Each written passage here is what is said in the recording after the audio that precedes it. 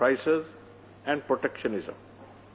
We achieved what we did due to the correctness of the economic policies we initiated in 1977, abandoning the restraints and policies of the pre-1977 period.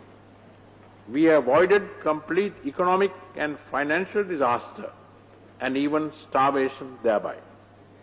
Not only we, but political parties all over the world are rethinking their policies in the context of modern developments in nuclear power and technological discoveries. The socialist government of France has abandoned its attempt to introduce a socialist education system and impose a brake on nationalization. Making a fortune is no longer prohibited. Private businesses creating wealth and jobs, as well as investment by non-socialist taxation, are encouraged. China, a communist country, says there can be two systems under one government. Free trade zones have been permitted in a number of cities on the coastline, and international multinationals are investing in them heavily to sell goods to the hundreds of millions living in China. Chinese leaders have openly stated that some of Marxist theories are not suitable for adoption in conditions that exist today. Cuba has inaugurated a free trade zone. Its policies with regard to the zone are very similar to ours. Our government has followed many new policies since 1977, and in the future we have to consider similar new ones that suit our country, its people, and the resources we have. In the election manifesto issued by the SLFP sponsored candidate for the Ahaliagoda by-election in May 1983, the following passage occurs.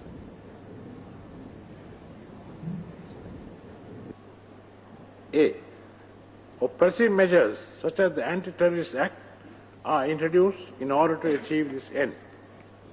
B. A struggle for a general election dissolving the Parliament in 1983 before the scheduled date. C. By virtue of the power and strength he receives as the MP, he would be in a position to mobilize an extensive extra-parliamentary mass campaign, uniting the said campaign with the liberation movements in the north. The SLFP-sponsored candidate was defeated at Ahaliagoda in May 1983.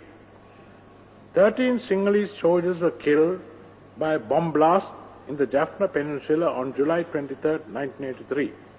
Riots broke out in Colombo on the next day, the day of the funeral in Colombo.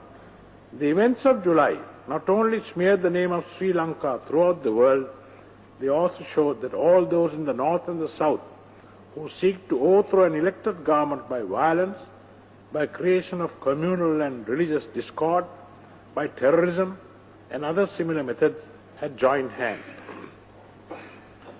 During the 6-year period, the following appeals to the electorates had resulted in victories for the government party, the United National Party, at local elections, municipal council elections, DDC elections, by-elections, president election and referendum in October-November 1982, and 2 victories in by-elections in Minneri and Kundasale in September 1984. The presidential election and the referendum results meant that the president could hold office from February 1983 till February 1989, and the parliament could function till July-August 1989. This may have made those thirsting for the sweets of political power think of quicker means of achieving their desires than through elections. By-elections will be held soon for the vacant seats at Trincomalee, Padirippu, Mayangana and Mulgirigala, while in the northern province the possibility of doing so is being studied. Honourable members of Parliament can rest assured that as they are functioning as members, not by their own votes or anybody's fiat, but by the wish of a majority of the votes at a referendum, that I will not defy the wish of the people by dissolving Parliament and holding elections to satisfy those who preach one thing and practice something else. Honourable members are aware of the proceedings of the All-Party Conference which commenced in January 1984.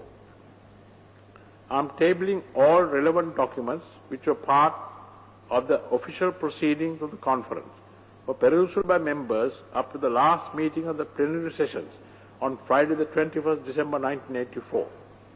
At the plenary session of the All-Party Conference on Friday 14 December 1984, as chairman of the All-Party Conference, I made a statement outlining proposals which were the outcome of discussions at the meetings of the All-Party Conference, at meetings with leaders of delegations, with recognized political parties, with a team of lawyers helping the conference, and informal discussions with ministers. The proposals, which took the form of draft legislation representing the views of the majority of the delegations forming the All-Party Conference, were presented to the session and were commended by me for the deep, careful and thoughtful consideration of the delegates. My statement of 14 December 1948